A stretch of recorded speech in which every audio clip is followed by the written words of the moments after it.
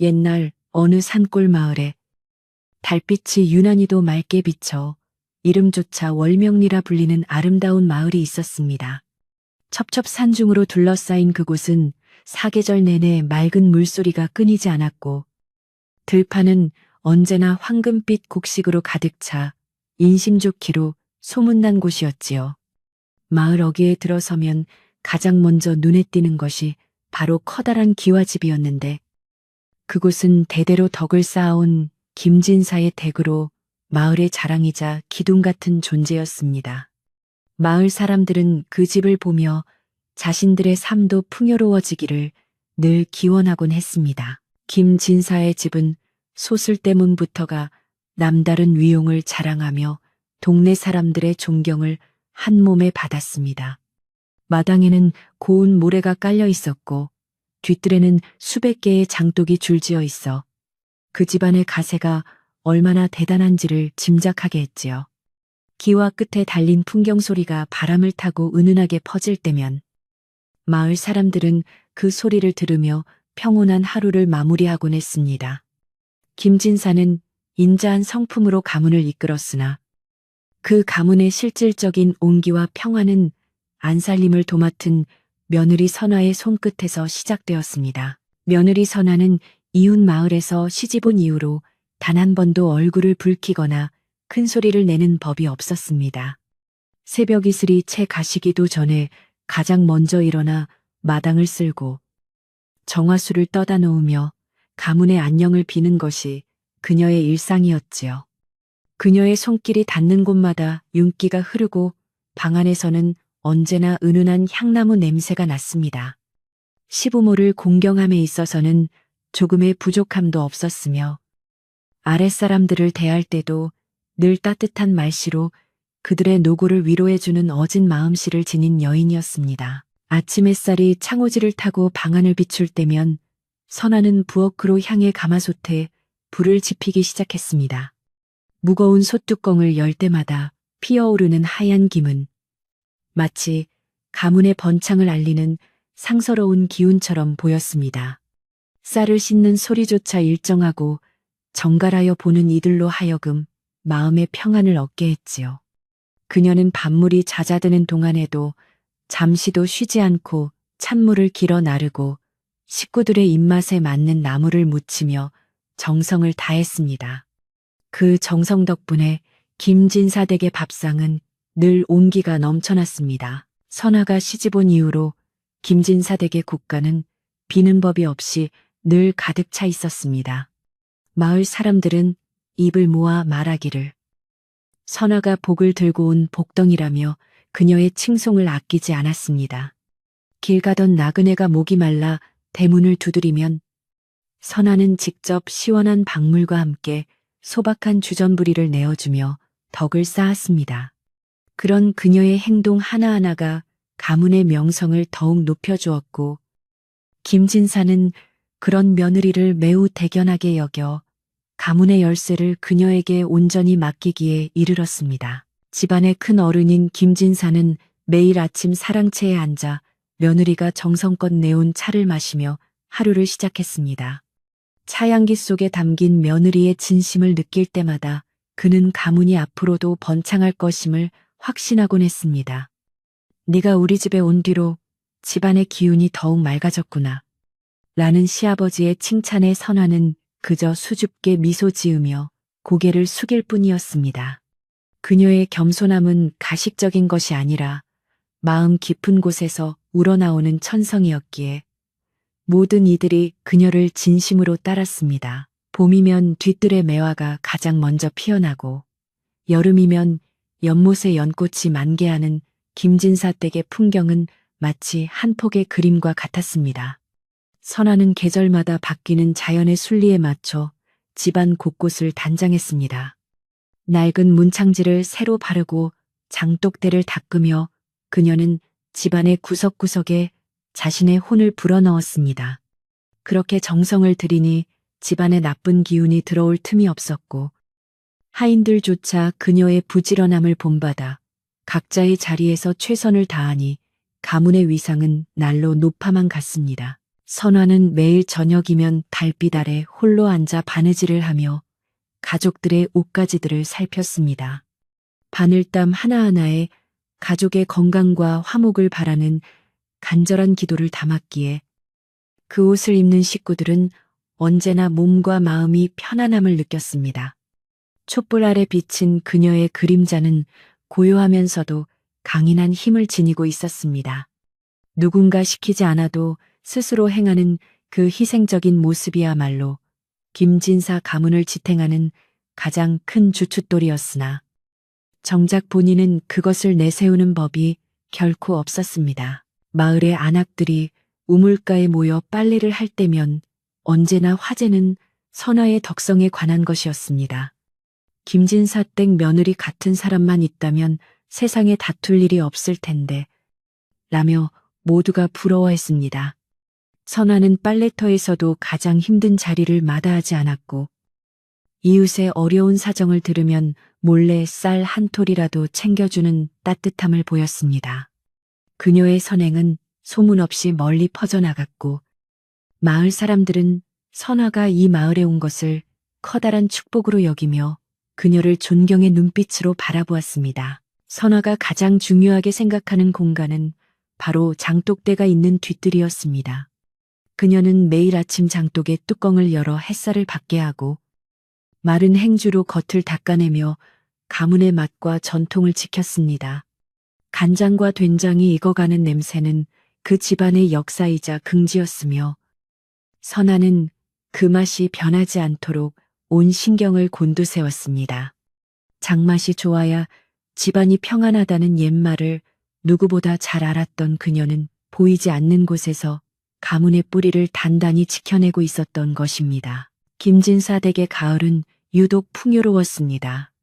넓은 마당에 가득 쌓인 벼가마니들을 보며 선화는 그 수확물을 이웃들과 나눌 계획을 세웠습니다. 자신의 목보다는 남의 굶주림을 먼저 걱정하는 그녀의 마음씨 덕분에 김진사 댁 주위에는 항상 감사의 인사를 전하는 발길이 끊이지 않았습니다.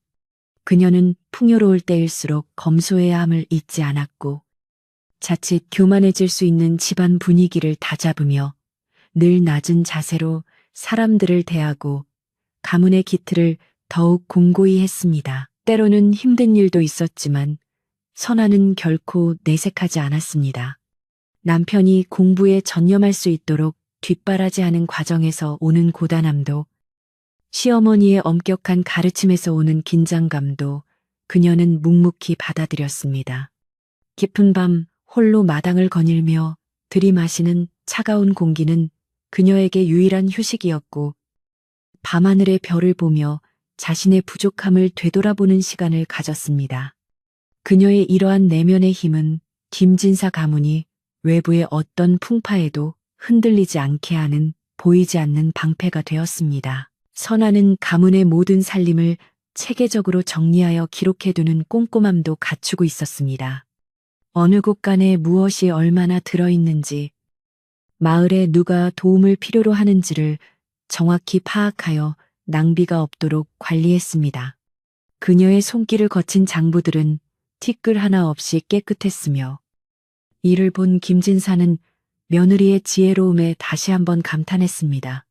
단순히 부지런한 것을 넘어 가문의 자산을 지키고 키우는 명민함까지 갖추었으니 선화는 진정으로 하늘이 내린 며느리라는 소리를 듣기에 충분했습니다. 선화의 남편인 김서방 또한 아내의 지극한 정성에 감복하여 학문에 더욱 매진할 수 있었습니다.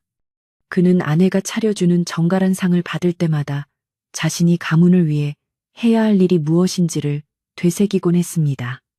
아내의 헌신적인 내조 덕분에 그는 과거 시험에서도 좋은 성적을 거둘 수 있었고 이는 가문의 영광을 한층 더 높여주는 계기가 되었습니다. 부부 사이의 두터운 신뢰와 사랑은 집안 전체에 긍정적인 에너지를 전파하며 모두가 행복한 미소를 짓게 만드는 근원이 되었습니다. 김진사 댁의 머슴들과 친모들도 선화를 진심으로 존경하며 따랐습니다. 그녀는 아랫사람들의 생일이나 아픈 곳을 세심하게 챙겨주었고 그들이 실수하더라도 따뜻한 훈계로 스스로 깨닫게 했습니다. 사람의 마음을 얻는 것이 가장 큰 재산이다. 라는 선화의 철학은 집안의 분위기를 위계적인 관계에서 벗어나 하나의 가족 같은 유대감으로 묶어주었습니다.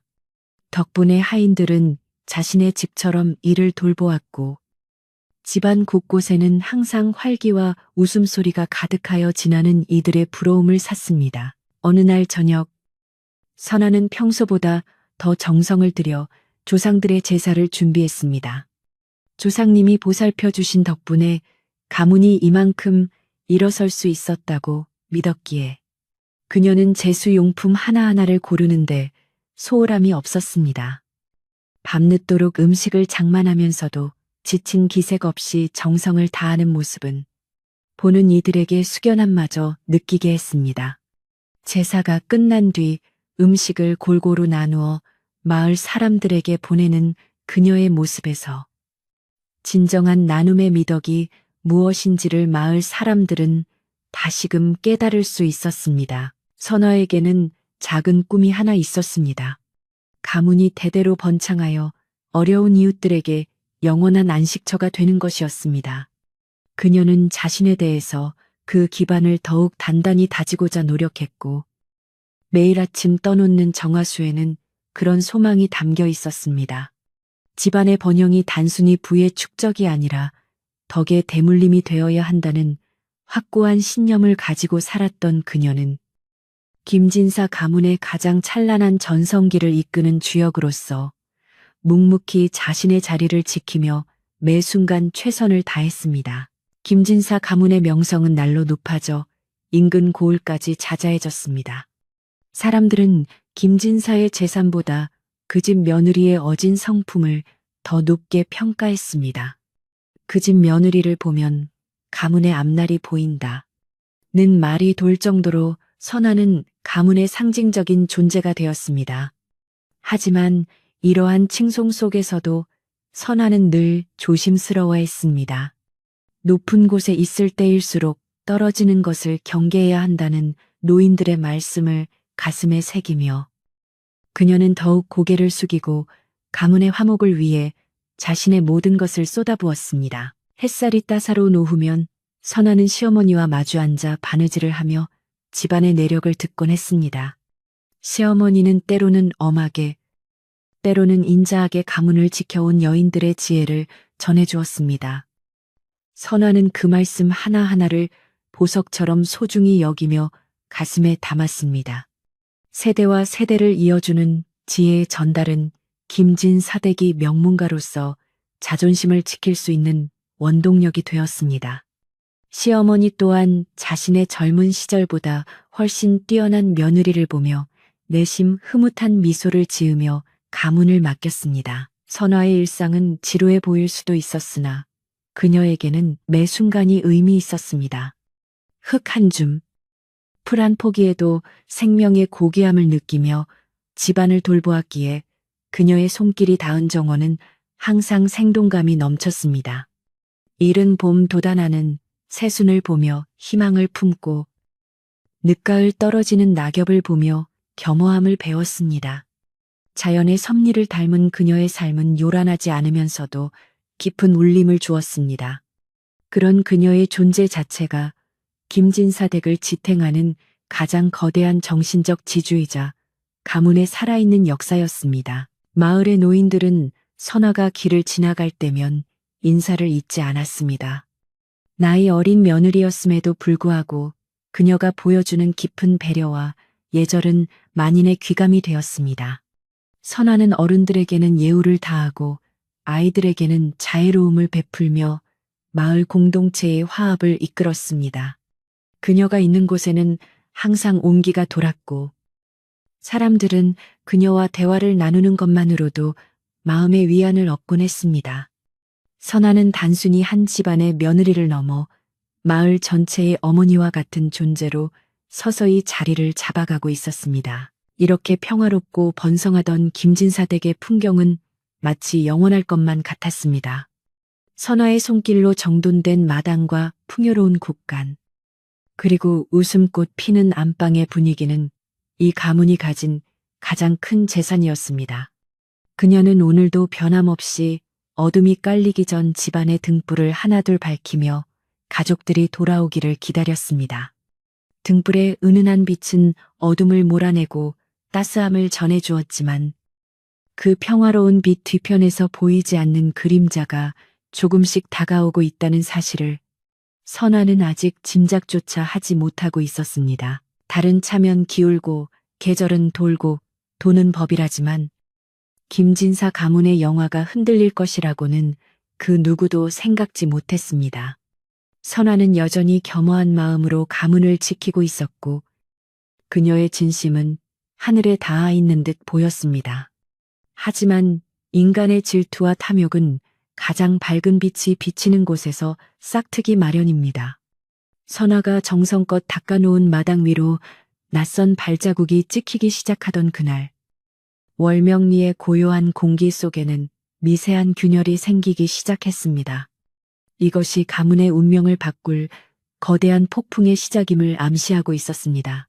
평화롭던 월명리에 가을바람이 제법 서늘하게 불어오던 어느 날 오후, 김진사 댁의 소슬대문 앞으로 낯선 가마 한 대가 멈춰 섰습니다. 화려하게 치장된 가마에서 내린 이는 김진사의 먼 친척 벌이 되는 박씨 부인이라는 인물이었습니다. 그녀는 본래 가난한 집안에서 시집을 갔으나 남편을 일찍 여의고 형편이 어려워지자 부유하기로 소문난 김진사 댁에 잠시 몸을 의탁하러 온 것이었지요. 그녀의 눈빛은 마을의 정취를 감상하기보다는 집안의 규모와 재산을 가늠하느라 매우 분주하게 움직이고 있었습니다. 박씨 부인은 대문을 들어서자마자 화려한 기와집의 위용에 압도되면서도 내심 시기심 어린 눈빛을 감추지 못했습니다. 그녀는 김진사 부부에게 눈물 섞인 하소연을 늘어놓으며 자신을 거두어 달라고 간청했습니다. 마음 약한 김진사는 먼 친척의 딱한 사정을 외면하지 못하고 그녀를 손님방에 머물게 허락했지요. 하지만 그것이 가문에 닥칠 불행의 씨앗이 될 줄은 누구도 짐작하지 못했습니다. 박씨 부인은 겉으로는 고마운 척 머리를 숙였으나 속으로는 이미 이 집의 안주인 자리를 탐내기 시작했습니다. 어진 며느리 선아는 박씨 부인을 정성껏 대접하며 그녀가 머무는 방에 불편함이 없도록 세심하게 살폈습니다. 매일 아침 따뜻한 새순물을 준비하고 정갈한 상을 내어가는 선화의 모습은 한결같이 겸손했습니다. 하지만 박씨 부인의 눈에는 선화의 그런 훌륭한 성품이 오히려 자신의 자존심을 긁는 가시처럼 느껴졌습니다. 모든 사람의 칭송을 받는 선화를 시기한 박씨 부인은 어떻게든 그녀의 흠을 잡아 가문에서 몰아내고 자신이 가문의 실권을 잡으려는 음흉한 계획을 세우기 시작했습니다. 박씨 부인은 먼저 안방마님인 시어머니의 곁을 파고들었습니다. 그녀는 매일같이 안방에 드나들며 교묘한 말솜씨로 시어머니의 귀를 어지럽혔습니다. 마님, 며느님이 참으로 영리해 보이긴 합니다만 너무 집안의 모든 권한을 쥐고 있는 것이 아닌가 걱정됩니다. 라며 은근슬쩍 의심의 씨앗을 뿌렸지요. 처음에는 며느리를 굳게 믿던 시어머니였지만 박씨 부인의 반복되는 가머니설과 거짓 걱정에 조금씩 마음이 흔들리기 시작했습니다. 사람의 마음이란 이토록 간사하여 달콤한 거짓말에 쉽게 물들기도 하는 법입니다. 시간이 흐를수록 박씨 부인의 행동은 더욱 대담해졌습니다. 그녀는 선아가 없는 곳에서 하인들을 모아놓고 너희 며느님은 겉으로만 착한 척하는 것이니 조심해라 라며 헛소문을 퍼뜨렸습니다. 또한 선아가 장독대를 돌보거나 곡간을 정리할 때마다 뒤를 밟아 꼬투리를 잡으려 애를 썼습니다. 평소 선아를 존경하던 하인들도 박씨 부인의 위세와 교묘한 이간질에 점차 눈치를 보기 시작했고 집안의 공기는 예전과 다르게 무겁고 싸늘하게 변해갔습니다.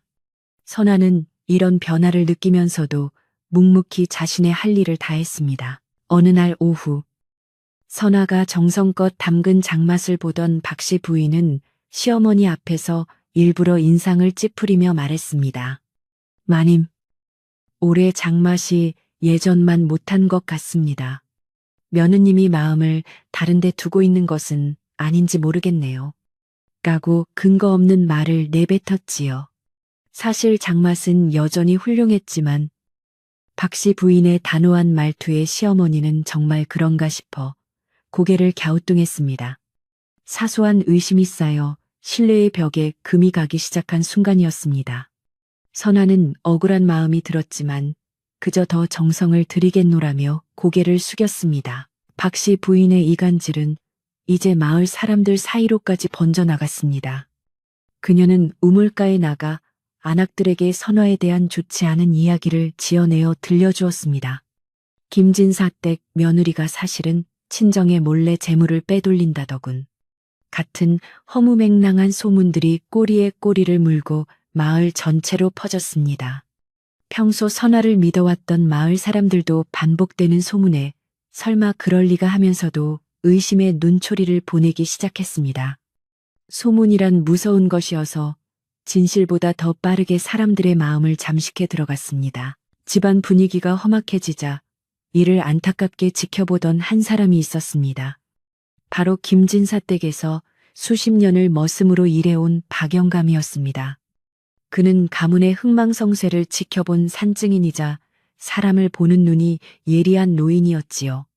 박영감은 박씨 부인이 들어온 뒤로 집안의 상서로운 기운이 빠져나가고 탁한 기운이 감도는 것을 단번에 알아차렸습니다. 그는 선화가 혼자 뒤뜰에서 한숨을 쉬는 모습을 보고 다가가 조심스럽게 입을 열었습니다. 박영감의 눈에는 선화의 결백함이 너무나도 명확하게 보였습니다. 박영감은 주변을 살핀 뒤 선화에게 다가와 낮은 목소리로 말했습니다.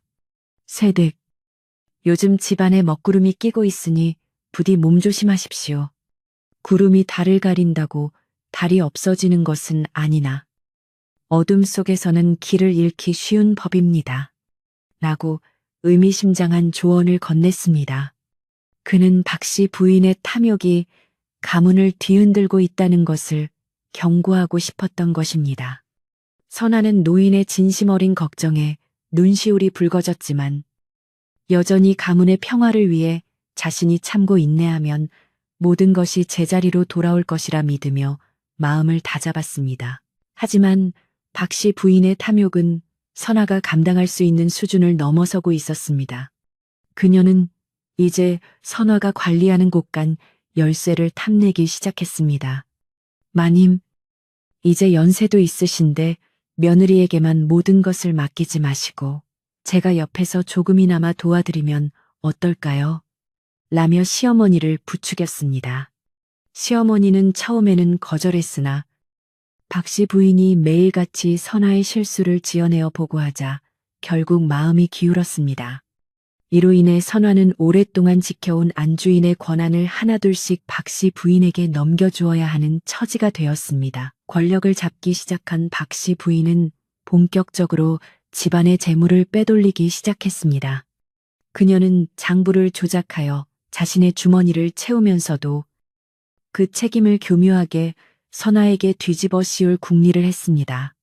하인들에게는 엄격하고 가혹하게 굴면서 선화 앞에서는 가련한 척 연기를 하는 그녀의 이중성에 집안 식구들은 혼란에 빠졌습니다. 김진사 댁의 상징이었던 넉넉한 인심은 사라지고 대신 인색함과 불신이 그 자리를 채웠습니다. 맑던 샘물조차 흐려지는 듯한 기분 나쁜 변화가 집안 구석구석에서 감지되었습니다. 어느 추운 겨울밤, 선화는 사랑채 근처를 지나다가 박씨 부인이 낯선 사내와 은밀하게 대화하는 것을 목격했습니다. 박씨 부인은 사내에게 집안의 귀중품을 건네며 무언가 비밀스러운 거래를 하고 있었습니다. 선아는 가문의 재산이 밖으로 새나가는 것을 보고 큰 충격을 받았지만 당장 증거를 잡기에는 역부족이었습니다. 그녀는 이 사실을 시아버지께 고하려 했으나 이미 박씨 부인이 선화에 대해 온갖 험담을 해놓은 터라 시아버지가 자신의 말을 믿어줄지 확신이 서지 않아 고뇌에 빠지게 되었습니다. 선아의 고뇌가 깊어가는 동안에도 박씨 부인의 음모는 멈추지 않았습니다. 그녀는 이제 선아를 아예 집에서 내쫓기 위한 결정적인 한방을 준비하고 있었습니다. 시어머니가 아끼는 값비싼 장신구나 골동품들을 하나씩 숨겨놓고는 선아가 그것들을 팔아치운 것처럼 꾸미기 시작했습니다.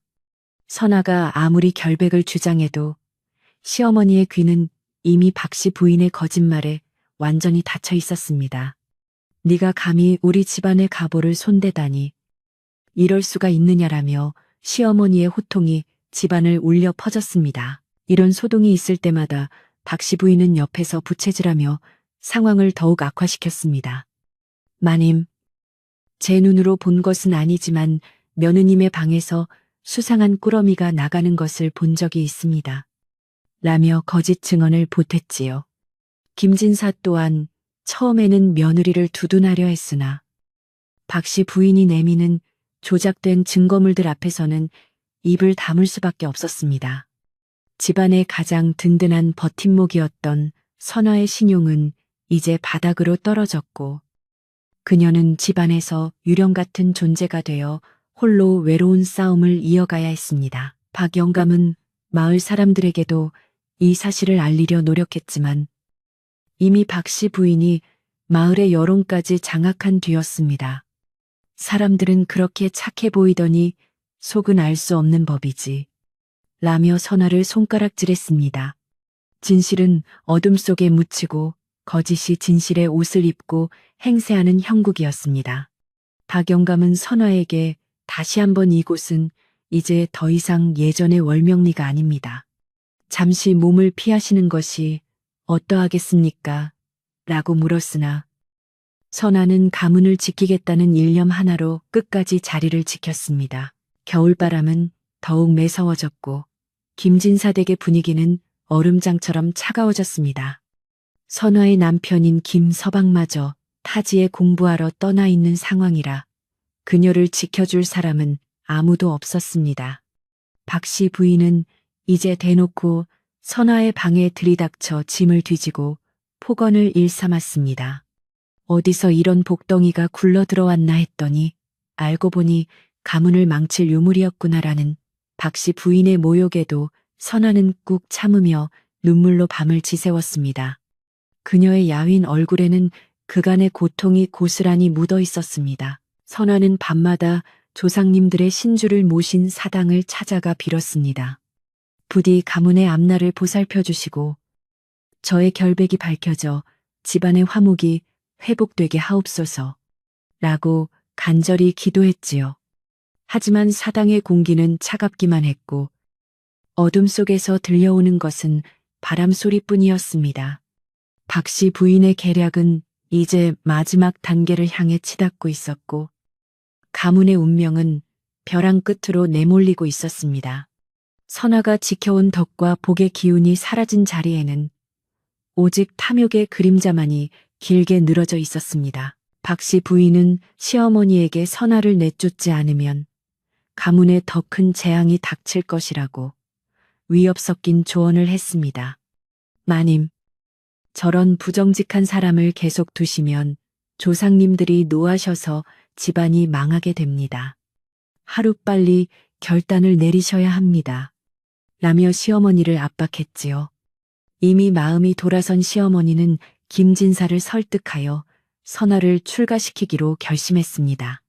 김진사도 아내의 완강한 태도와 박씨 부인이 보여준 거짓 증거들에 속아 결국 고개를 끄덕이고 말았습니다. 가문의 비극이 완성되는 순간이었습니다. 어느 날 아침, 선아는 평소처럼 아침상을 준비하고 있었습니다. 그러나 평소와 달리 주방에는 무거운 침묵만이 감돌았고 시부모님은 차가운 표정으로 그녀를 불렀습니다. 더 이상 내 얼굴을 보고 싶지 않구나. 오늘 중으로 이 집을 떠나거라. 라는 시어머니의 청천벽력 같은 말에 선아는 그 자리에서 얼어붙고 말았습니다. 아무리 설명을 하려 해도 그들은 귀를 막았고 박씨 부인은 옆에서 비릿한 미소를 지으며 그녀를 비웃었습니다. 선아는 자신이 평생을 바친 이곳에서 이렇게 쫓겨나야 한다는 사실이 믿기지 않았습니다. 선아는 눈물을 훔치며 마지막으로 집안을 한 바퀴 돌았습니다. 자신이 손수 닦았던 장독대, 계절마다 꽃을 피웠던 정원, 그리고 매일 새벽 정화수를 떠놓았던 우물을 바라보며 그녀는 말없이 작별 인사를 고했습니다. 그녀의 발길이 닿는 곳마다 서글픈 정취가 묻어났고 집안의 나무들과 돌들도 그녀의 떠남을 슬퍼하는 듯 보였습니다. 하지만 권력을 잡은 박씨 부인은 그녀가 짐을 챙기는 동안에도 빨리 나가라며 소리를 질렀고 선아는 결국 작은 보따리 하나만을 손에 든 채 대문을 나서야 했습니다. 대문을 나서는 선아의 등 뒤로 소설대문이 무겁게 닫히는 소리가 들렸습니다. 그 소리는 마치 한 시대의 종언을 알리는 종소리처럼 들렸습니다. 마을 사람들은 멀리서 그녀를 지켜보며 수군거렸지만 선아는 누구도 원망하지 않고 묵묵히 길을 걸어갔습니다. 박영감만이 마을 어귀까지 따라와 그녀에게 쌈짓돈 몇 푼을 쥐어주며 울먹였습니다. 새댁, 반드시 돌아오실 날이 있을 겁니다. 하늘이 알고 땅이 아는데 어찌 이대로 끝이 나겠습니까? 라는 그의 말이 선아에게는 유일한 위로가 되었습니다. 선아가 떠난 김진사댁의 하늘 위로 까마귀 떼가 날아들기 시작했습니다. 마을 노인들은 불길한 징조라며 혀를 찼지만 집안 내부의 박씨 부인은 이제 자신의 세상이 되었다며 쾌재를 불렀습니다. 하지만 그녀는 알지 못했습니다. 복을 담는 그릇이었던 선아가 떠남으로써 가문의 복도 함께 빠져나갔다는 사실을 말입니다. 이제 집안에는 오직 탐욕과 부패만이 남아 가문의 뿌리를 갉아먹기 시작할 것이었습니다. 화려한 기와집 아래에서 보이지 않는 몰락의 서막이 서서히 오르고 있었습니다. 차가운 겨울바람이 선아의 얇은 옷자락을 파고들었지만 그녀의 마음속에 품은 정직과 덕의 등불은 꺼지지 않았습니다. 그녀는 정처 없이 길을 떠나며 가문의 안녕을 빌었습니다. 자신을 내쫓은 그들이지만 여전히 그곳은 그녀의 소중한 보금자리였기 때문입니다. 하지만 운명의 수레바퀴는 이미 돌기 시작했고 선아를 내쫓은 대가는 상상할 수 없을 만큼 가혹하게 김진사 가문을 덮쳐올 준비를 하고 있었습니다. 월명리의 달빛은 그날 밤 유독 슬프게 김진사 댁의 지붕 위를 비추고 있었습니다. 선아가 떠난 후 김진사 댁의 겨울은 유난히도 길고 혹독하게 느껴졌습니다. 집안을 가득 채웠던 온기는 간데없고 삭풍만이 문틈을 파고들어 뼈저린 추위를 몰고 왔지요. 마당에 쌓인 눈은 치워줄 리가 없어 흉물스럽게 얼어붙었고 담벼락 밑에 화초들은 하나둘 시들어갔습니다. 집안의 복이 다 나갔나 보구나 라며 지나가는 마을 사람들은 혀를 찼습니다. 정작 집안의 주인이 된 박씨 부인은 추위는 아랑곳하지 않고 자신의 방에만 화로를 가득 채운 채 호화로운 생활을 이어가며 가문의 몰락을 재촉하고 있었습니다. 곳간의 곡식들은 선아가 있을 때와 달리 빠르게 썩어 문드러지기 시작했습니다. 그녀가 있을 때는 공기 하나조차 세심하게 살폈으나 박씨 부인은 관리보다는 자신의 몫을 챙기는 데만 급급했기 때문입니다. 쥐들이 들끓고 쌀 바구니에는 곰팡이가 피어올라 도저히 먹을 수 없는 지경에 이르렀습니다. 시어머니는 뒤늦게 사태의 심각성을 깨닫고 박씨 부인을 다그쳤으나 그녀는 오히려 날씨가 좋지 않아 그런 것을 제 탓으로 돌리시면 어찌합니까? 라며 뻔뻔하게 대꾸하여 시어머니의 뒷목을 잡게 했습니다. 박씨 부인의 횡포가 심해지자 집안의 기둥이었던 하인들이 하나둘 짐을 싸서 떠나기 시작했습니다. 저런 주인 밑에서는 하루도 못 살겠다 라는 불만이 터져 나왔고 성실하던 머슴들조차 등을 돌렸습니다. 남은 이들은 박씨 부인의 눈치를 보며 요령 피우기에 바빴고 정갈하던 마당에는 잡초와 쓰레기가 뒹굴었습니다. 선아가 수년간 공들여 쌓아온 가문의 질서는 불과 몇 달 만에 모래성처럼 허무하게 무너져 내리고 있었지만 박씨 부인은 여전히 자신의 탐욕을 채우는 데만 혈안이 되어 있었습니다. 집안의 재물도 눈에 띄게 줄어들었습니다. 박씨 부인은 외부의 장사꾼들과 결탁하여 비싼 값의 물건을 사들이는 척하며 뒷돈을 챙겼습니다. 가문의 가구와 골동품들도 하나둘 사라지기 시작했는데 그녀는 이를 선아가 떠날 때 몰래 훔쳐간 것이라며 거짓말을 늘어놓았습니다. 시어머니는 그 말을 믿고 매일같이 선아를 저주했지만 정작 곳간의 열쇠를 쥐고 흔드는 박씨 부인의 주머니는 날로 두둑해졌습니다. 가문의 뿌리가 썩어가는 줄도 모르고 시부모는 눈먼 장님처럼 박씨의 농간에 놀아났습니다. 김진사의 건강 또한 급격히 악화되었습니다. 며느리가 정성껏 끓여주던 약탕 대신 박씨 부인이 대충 준비한 쓴물만 마시다 보니 기력이 쇠해진 것이지요. 그는 밤마다 기침을 쏟으며 예전에 평화로웠던 시절을 그리워했습니다. 어찌하여 집안이 이토록 적막해졌단 말이냐 라고 탄식했지만 이미 집안에는 그의 말을 귀담아 들을 사람이 없었습니다. 박씨 부인은 김진사가 알아놓은 것을 오히려 기회로 여겨 가문의 모든 문서를 자신의 소나기에 넣고 제멋대로 휘두르기 시작했습니다. 한편 쫓겨난 선아는 이웃 마을의 낡은 초가집에서 홀로 지내며 삿바느질로 근근히 생계를 이어가고 있었습니다. 몸은 고달프고 끼니를 거르기 일쑤였지만 그녀의 정직한 성품은 변함이 없었습니다. 오히려 마을의 병든 노인을 돌보거나 아이들에게 예절을 가르치며 그곳에서도 덕을 쌓아갔습니다. 그 집 며느리가 어찌 이런 고생을 하는가 라며 동정하는 이들에게 선아는 그저 이것이 제 운명인가 봅니다. 라며 엷은 미소를 지어 보였습니다.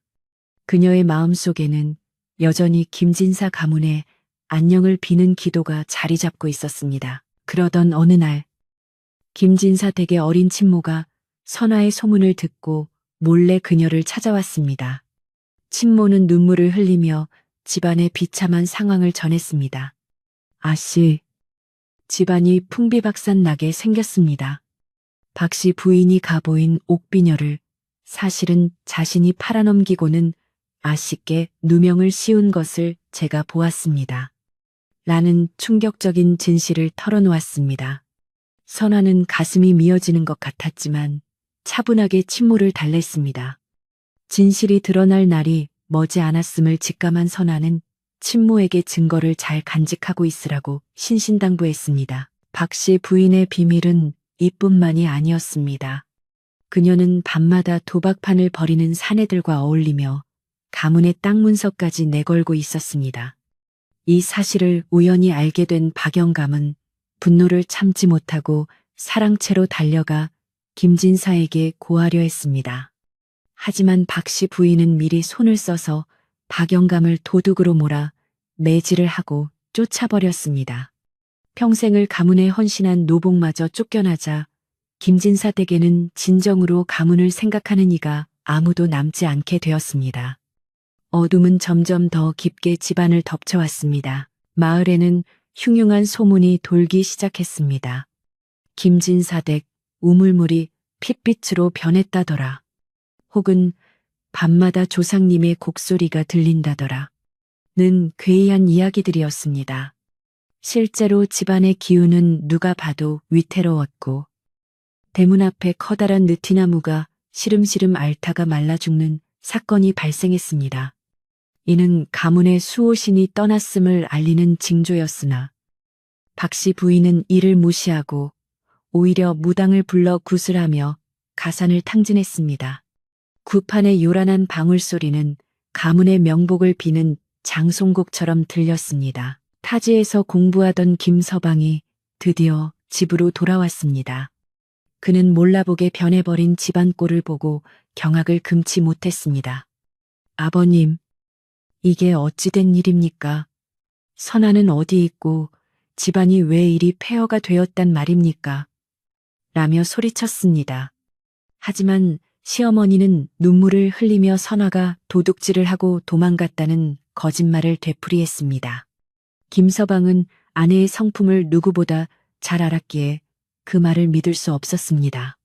그는 무언가 크게 잘못되었음을 직감하고 홀로 사건의 진상을 조사하기 시작했습니다. 김서방은 먼저 박영감을 찾아갔습니다. 마을 변두리에서 병들어 누워있던 박영감은 도련님을 보자 마지막 힘을 내어 그간의 일들을 낱낱이 증언했습니다. 도련님, 며느님은 아무 죄가 없습니다. 모든 것이 저 박씨 여우의 계략입니다. 라는 노인의 오열에 김서방은 주먹을 불끈 쥐었습니다. 그는 박씨 부인이 내밀었던 증거들이 모두 조작된 것임을 깨달았습니다. 또한 아내가 떠난 후 가문이 겪은 재앙들이 우연이 아니라 인간의 탐욕이 불러온 인재였음을 알게 되었습니다. 진실을 확인하기 위해 김서방은 박씨 부인의 방을 몰래 뒤졌습니다. 그녀가 자리를 비운 사이 가구 밑바닥에서 발견된 것은 다름 아닌 사라졌던 옥비녀와 각종 가문 재산의 처분 장부였습니다. 장부에는 그녀가 그동안 빼돌린 금액과 거래한 장사꾼들의 이름이 상세히 적혀 있었습니다.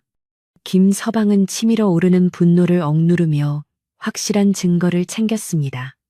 이제 남은 것은 모든 식구와 마을 사람들 앞에서 박씨 부인의 가면을 벗기고 아내의 명예를 되찾는 일뿐이었습니다. 하지만 박씨 부인도 만만치 않았습니다.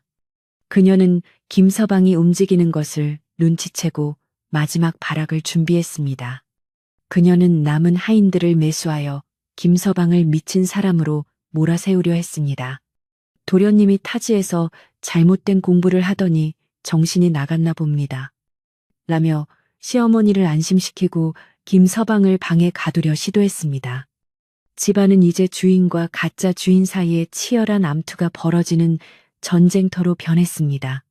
한때의 명문가는 추악한 욕망의 배설지가 되어 그 끝을 향해 달려가고 있었습니다. 선아는 멀리서도 집안의 위기를 느끼고 있었습니다. 그녀는 매일 밤 달을 보며 기도했습니다. 제가 겪은 수모는 아무래도 좋으니 부디 그 집안이 무너지지 않게 도와주소서 라고 빌었습니다.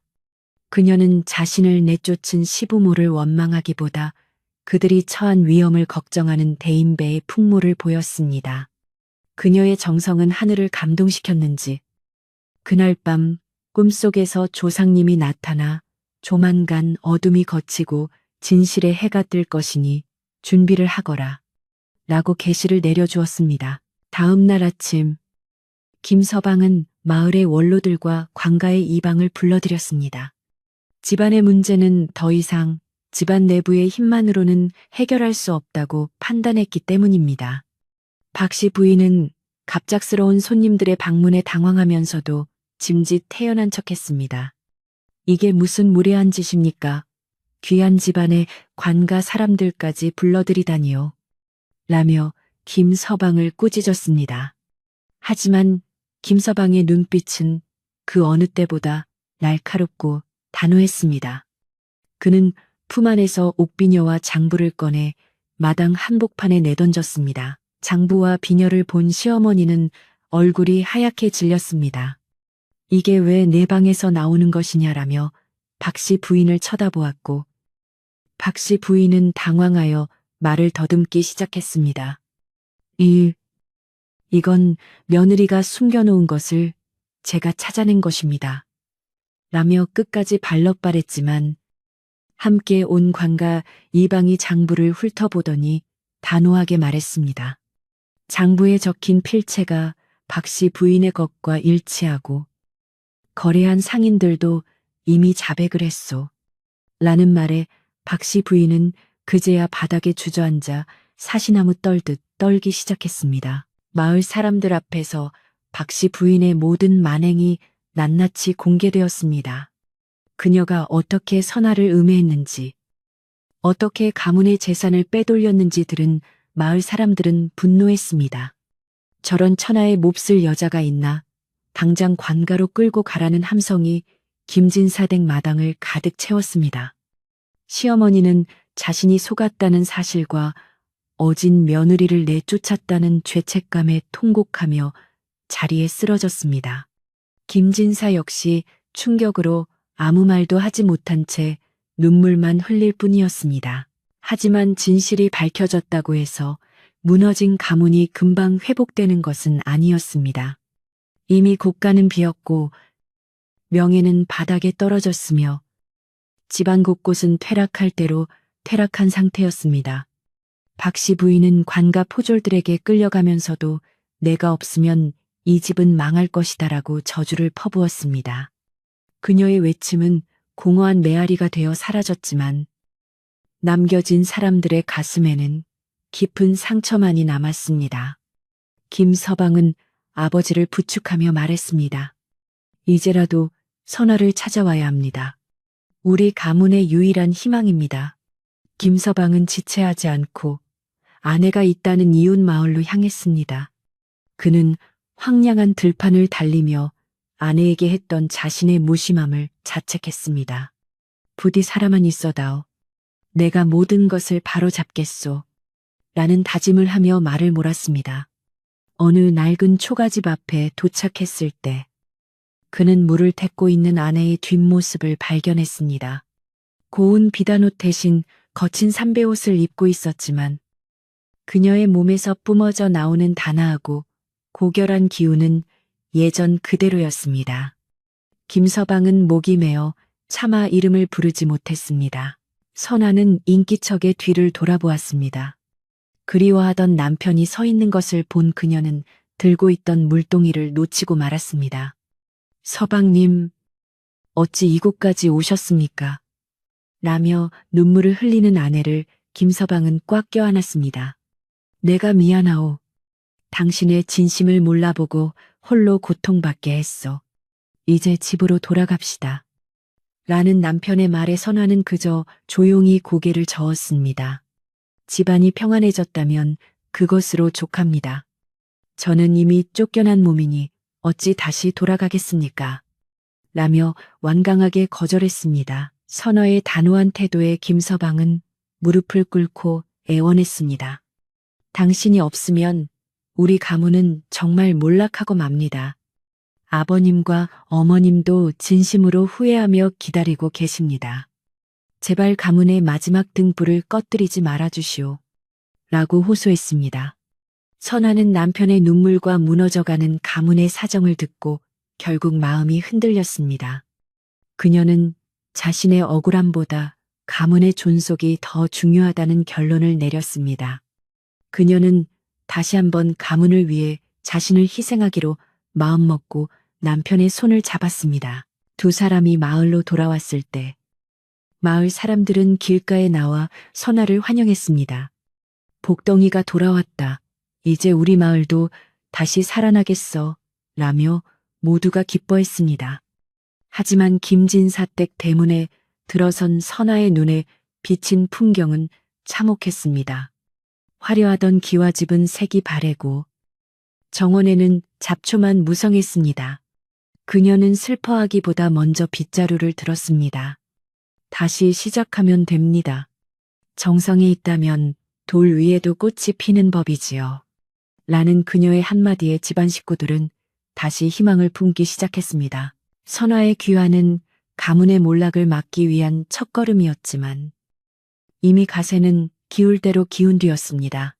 박씨 부인이 진 빚을 갚기 위해 논밭을 팔아야 했고 하인들에게 줄 임금도 부족한 상황이었습니다.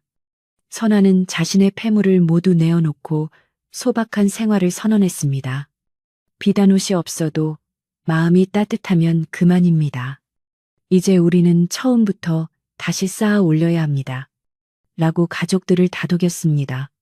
이제 김진사 가문은 화려한 거칠애를 벗어던지고 진정한 가문의 가치를 찾기 위한 고난의 길을 예고하고 있었습니다. 선아가 돌아온 이튿날 아침, 월명리의 공기는 여느 때보다 차갑고도 엄숙했습니다.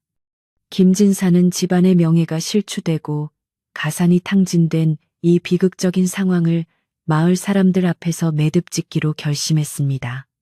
마당 한복판에는 마을의 원로들과 문중 어른들이 무거운 표정으로 자리를 잡았고 그 중심에는 모든 악행의 근원이었던 박씨 부인이 포졸들에게 붙잡힌 채 무릎을 꿇고 있었습니다. 한때 이 집의 안주인 행세를 하며 위세를 떨치던 그녀의 모습은 간데없 이제는 초라한 죄인의 형색으로 바닥만 쳐다보며 가쁜 숨을 몰아쉬고 있었습니다. 김서방은 아내 선아의 손을 꼭 잡고 어른들 앞에 섰습니다. 그는 품속에서 박씨 부인이 숨겨두었던 장부와 옥비녀, 그리고 사적으로 재산을 빼돌린 내역이 담긴 서신들을 하나하나 꺼내놓았습니다. 이 모든 것이 우리 집안을 파멸로 몰고 가려 했던 박 씨의 소행입니다. 제 아내는 아무런 죄 없이 누명을 쓰고 차가운 길바닥으로 내쫓겼습니다. 라고 외치는 그의 목소리에는 그동안 참아왔던 분노와 아내에 대한 미안함이 서려 있었습니다.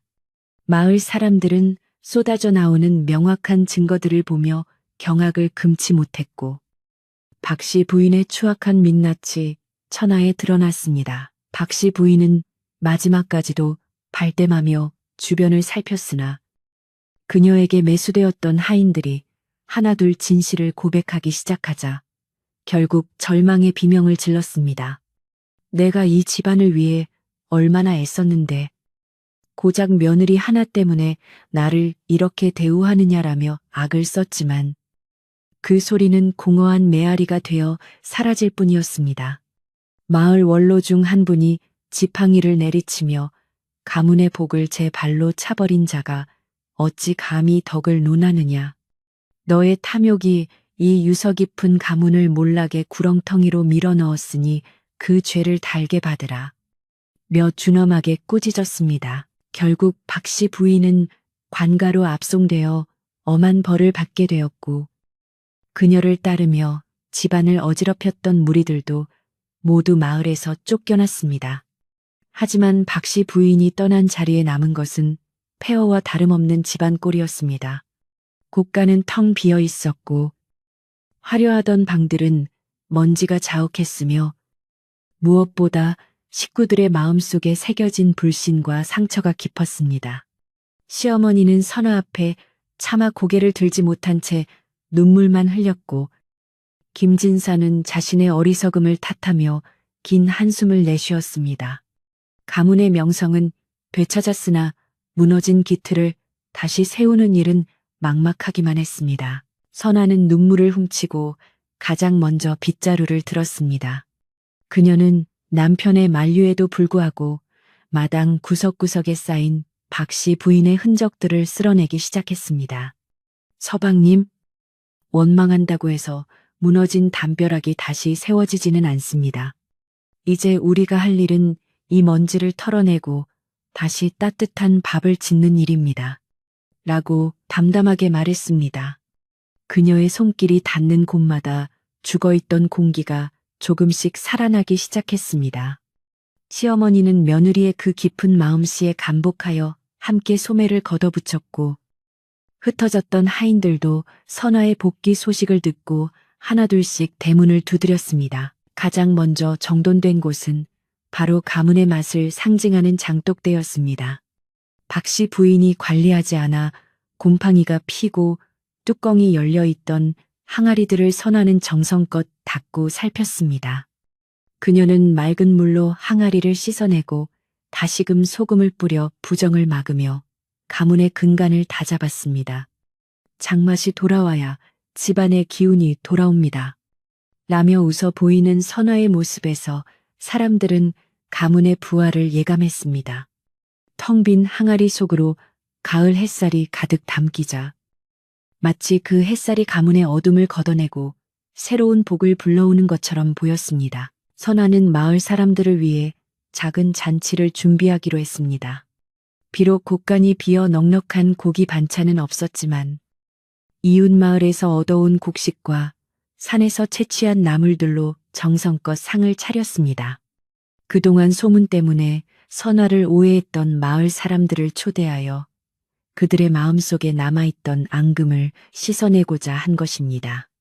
마을 어귀에 솥을 걸고 밥을 짓는 냄새가 퍼지자 월명리 사람들은 하나둘씩 김진사 댁으로 모여들었습니다. 그들은 선아가 내미는 소박한 밥그릇을 받으며 자신들의 짧았던 생각이 부끄러워 고개를 숙였습니다. 잔치 자리에서 김진사는 정중하게 마을 사람들에게 사과했습니다. 제가 눈이 멀어 집안의 보배를 알아보지 못하고 여러분께도 심려를 끼쳐 죄송합니다. 우리 며느리가 없었다면 김진사 가문은 오늘로 끝이 났을 것입니다. 라고 공표했습니다. 마을 사람들은 김진사의 용기 있는 고백에 박수를 보냈고 선화의 어진 성품을 다시금 칭송했습니다. 사람들의 웃음소리가 마당을 가득 채우자 비로소 집안의 탁한 기운이 완전히 사라지는 듯 했습니다. 이 일은 단순히 한 집안의 화해를 넘어 마을 공동체의 신뢰를 회복하는 중요한 계기가 되었습니다. 선아는 박씨 부인 때문에 쫓겨났던 박영감을 가장 먼저 찾아가 다시 모셔왔습니다. 노안으로 고생하던 박영감은 선아의 손을 잡고 아씨께서 살아 돌아오셔서 제 눈을 감기 전 큰 시름을 덜었습니다. 라며 오열했습니다. 선아는 박영감에게 가문의 대소사를 다시 상의하며 어른으로서의 예우를 다했습니다. 충직한 종들이 제자리를 찾고 주인이 제 역할을 다하자 집안의 위계 질서가 물 흐르듯 자연스럽게 잡혀갔습니다. 이는 돈이나 권력으로 세운 질서가 아니라 서로를 아끼고 존중하는 마음에서 우러나온 진정한 화합의 시작이었습니다. 재정적으로는 여전히 어려움이 많았지만 선아는 절약과 검소를 실천하며 위기를 기회로 바꾸었습니다. 그녀는 비단옷을 팔아 종자를 사고 뒷산을 일구어 약초를 재배하기 시작했습니다. 화려한 거칠애보다는 속이 꽉 찬 가문을 만들어야 합니다. 라며 시부모를 설득했고 김진사 부부도 이제는 그녀의 뜻을 전적으로 따랐습니다. 매일 아침 들판으로 나가는 선화의 등 뒤로 떠오르는 해는 이전의 영광보다 훨씬 찬란해 보였습니다. 그녀의 근면함은 마을 부녀자들에게도 큰 감명을 주어 마을 전체에 부지런히 일하는 분위기가 형성되었습니다. 추운 겨울이 지나고 이른 봄이 찾아오자 김진사 댁 마당에 죽어가던 느티나무에서 기적처럼 새순이 돋아나기 시작했습니다. 마을 사람들은 이를 보고 선아 며느리가 죽은 나무도 살려냈구나라며 신기해했습니다. 사실 그것은 선아가 매일 밤 나무 뿌리에 거름을 주고 정성을 다해 돌본 결과였습니다. 나무에 생기가 돌자 집안 전체에 활기가 넘쳤고 김진사의 지병 또한 씻은 듯이 나았습니다. 육체적인 병보다 마음의 병이 깊었던 김진사는 며느리의 효심 덕분에 진정한 안식을 얻고 건강을 회복할 수 있었던 것입니다. 선아는 남편 김서방이 학문에만 전념할 수 있도록 세심하게 배려했습니다. 집안의 굳은 일은 자신이 도맡으면서도 남편의 서재만은 항상 정갈하고 고요하게 유지했습니다.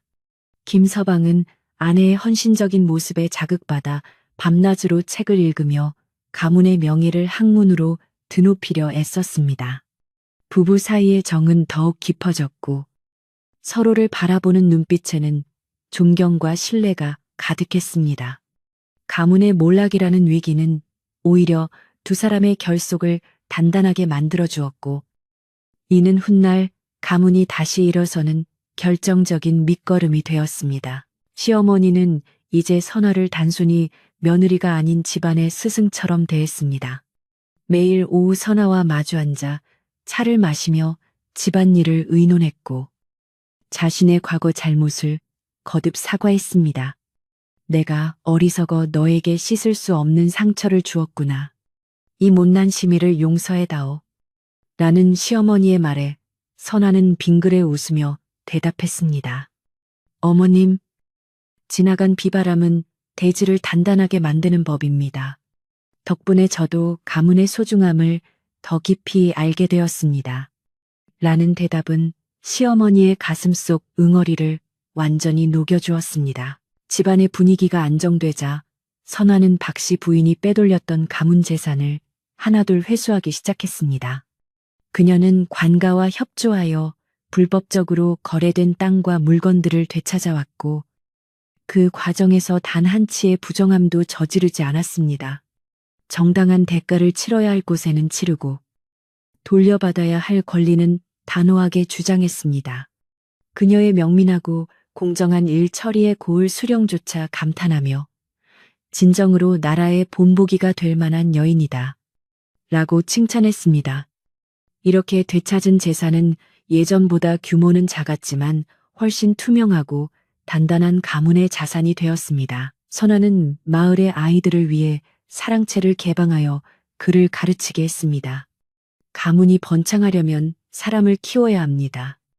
라는 그녀의 철학에 따라 가난한 아이들도 차별 없이 배울 기회를 얻었습니다. 김서방이 직접 훈장이 되어 아이들을 가르치니 김진사댁은 이제 재력가가 아닌 배움의 전당으로서 마을 사람들의 존경을 받게 되었습니다. 아이들의 낭낭한 글 읽는 소리가 담장을 넘어 마을 곳곳으로 퍼질 때마다 월명리 사람들은 이 가문이 예전보다 훨씬 더 품격 있는 명문가로 거듭났음을 실감했습니다. 어느 비 오는 오후, 선아는 부엌에서 부침개를 부쳐 하인들과 함께 나누어 먹었습니다. 신분의 귀천을 떠나 같은 음식을 나누며 고단한 하루를 위로하는 모습은 이전의 권위적인 김진사 댁에서는 볼 수 없던 풍경이었습니다. 하인들은 주인에 대한 진심 어린 충성심으로 일을 도왔고 집안 곳곳에는 항상 활기찬 기운이 넘쳤습니다. 선아는 그들에게 단순히 명령을 내리는 주인이 아니라 삶의 지혜를 나누는 어머니와 같은 존재가 되었습니다. 이러한 유대감은 외부의 어떤 시련에도 흔들리지 않는 가문의 강력한 방패가 되었습니다. 마을의 우물가에서 안악들은 더 이상 선아를 시기하거나 험담하지 않았습니다. 오히려 선아 며느리 같은 사람을 얻는 것이 최고의 복이다. 라며 자식들에게 그녀를 본받으라고 가르쳤습니다. 박씨 부인이 퍼뜨렸던 악의적인 소문들은 진실이라는 햇살 아래 흔적도 없이 사라졌고 선아의 이름은 정조와 현숙함의 대명사가 되었습니다.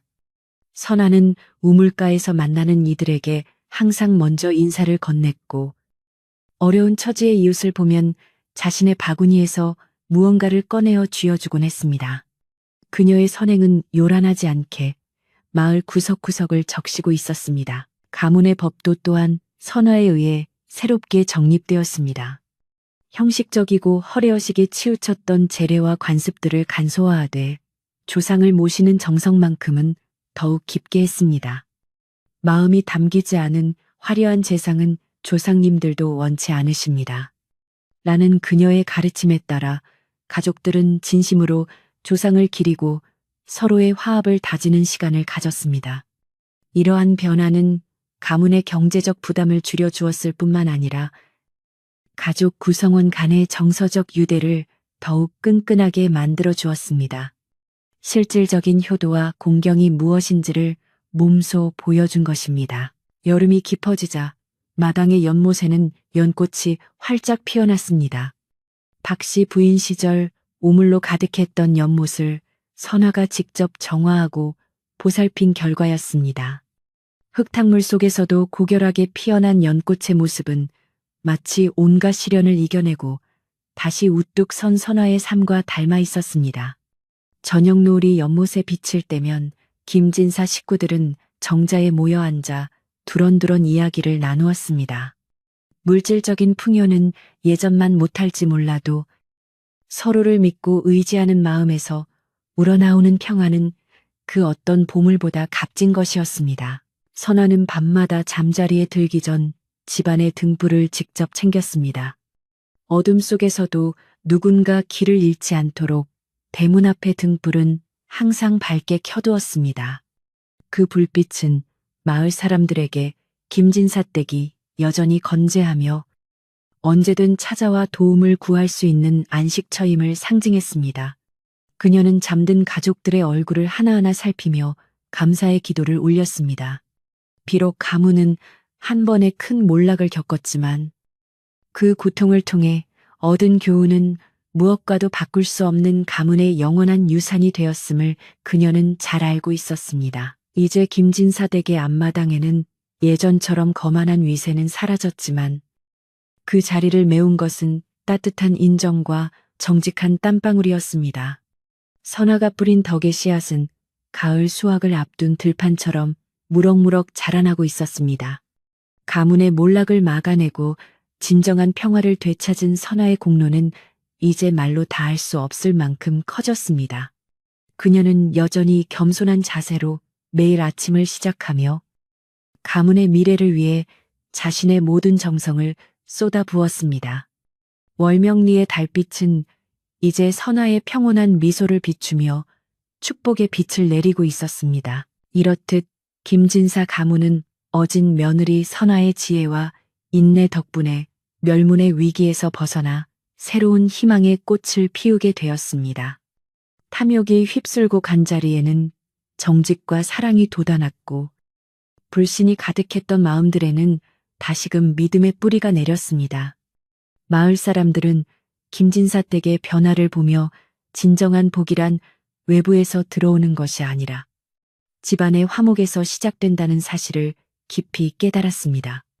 고요한 밤의 정취 속에 김진사 댁의 풍경 소리는 다시금 맑고 고운 소리를 내며